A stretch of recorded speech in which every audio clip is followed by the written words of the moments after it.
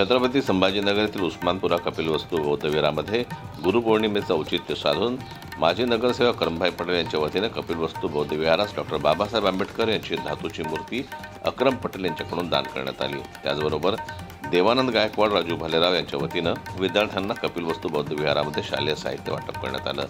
गुरुपौर्णिमेच्या निमित्तानं विहारामध्ये विविध कार्यक्रमांचं आयोजन करण्यात आले।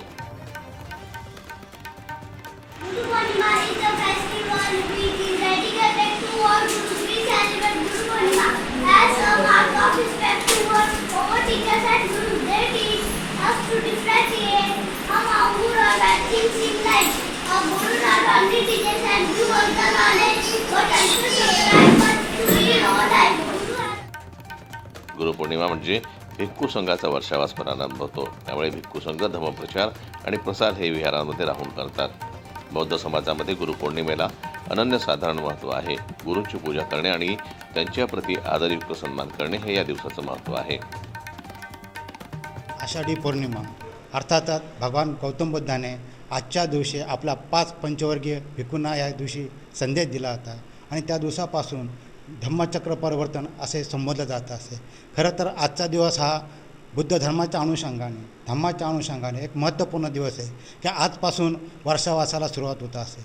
वर्षावास म्हणजे नेमकं काय की वर्षावास म्हणजे बौद्ध भिक्खू पावसाळ्याचे दिवस असतात। या पावसाच्या दिवसामध्ये पिकं पाणी आलेले असतात आणि ते पायदळी तुडू जाऊ नये आणि त्या दृष्टिकोनातून सगळ्या भिक्खूंनी एका विहारामध्ये म्हणा एखाद्या ठिकाणी 4 वर्षाचा आपला मुक्काम करणे, त्या ठिकाणी आपल्या विचारांचं आदानप्रदान करणे, अशा प्रकारे ह्या वर्षावासाला खऱ्या अर्थाने सुरुवात होत असते की जेणेकरून संबंधित त्या भागातील सर्व नागरिक असतील, सगळं बंधू भगिनी असतील, त्यांना बुद्ध धम्मासंदर्भात त्यांच्या विचारासंदर्भात जसं आपण मिलिंदपन्नो शब्द ऐकला असेल। मिलिंदपन्नो म्हणजे काय त्याच्यामध्ये वेगवेगळ्या जीवनाचे असणारे प्रश्न त्या ठिकाणी प्रश्नाचं उत्तर नागसेन यांनी त्या ठिकाणी दिलेलं आहे। मिलिंद हा फार मोठा विद्वान होता आणि त्या विद्वानाला वाटायचं की आता माझ्याशी कोणीच या ठिकाणी जिंकू शकत नाही, परंतु नागसेन भिक्खूंनी त्या ठिकाणी ते आव्हान स्वीकारलं आणि त्यानंतर खऱ्या अर्थाने मिलिंदपन्नो व त्याच्यामध्ये असणारे प्रश्न मानवी जीवनाचे मूल्य त्या ठिकाणी दिलेलं आहे। असा या वर्षावास आजपासून सुरू होत आहे।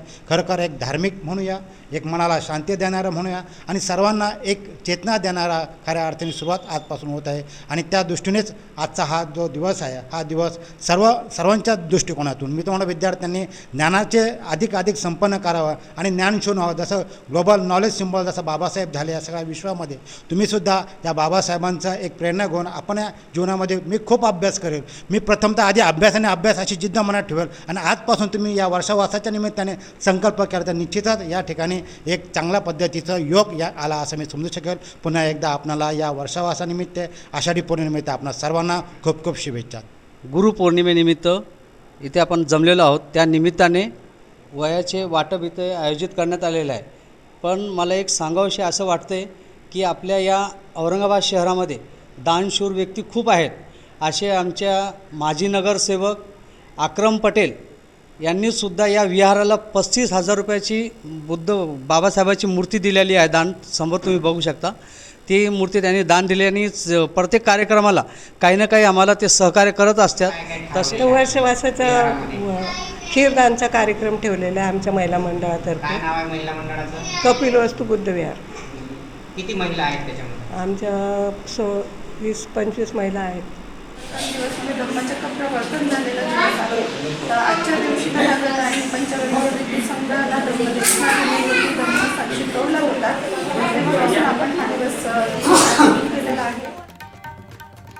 कपिलवस्तू बौद्ध विहार महिला मंडळाचे अध्यक्षा सुलोचना भालेराव यांच्या समवेत महिला मंडळ विद्यार्थ्यांना खीर वाटप करण्यात आली। तसेच डॉक्टर तेजस्विनी तूपसागर यांनी गुरुपौर्णिमेच्या निमित्तानं विद्यार्थ्यांना आणि उपस्थित उपासकांना गुरुशिष्य आणि वर्षावास यांच्याबद्दल मार्गदर्शन केलं। महापुरुषांच्या विचारांना आणि त्यांच्या मार्गदर्शनाखाली गुरुपौर्णिमेचं अनन्यसाधारण महत्त्व त्यांनी समजावून सांगितलं। या कार्यक्रमाला उपस्थिती म्हणून Devanand Gaikwad, Raju Bhalerao, doctor Tejaswini Tupsagar, doctor Pagare sir, Sulochana Bhalerao, Ashok More, Rakesh Bhalerao, Vitthal Tupsagar, Siddharth Shivrale तसेच उपासक, उपासिका आणि विद्यार्थी उपस्थित होते। जनरल लाईव्ह न्यूज करता छत्रपती संभाजीनगरहून दिलीप परघट यांची रिपोर्ट।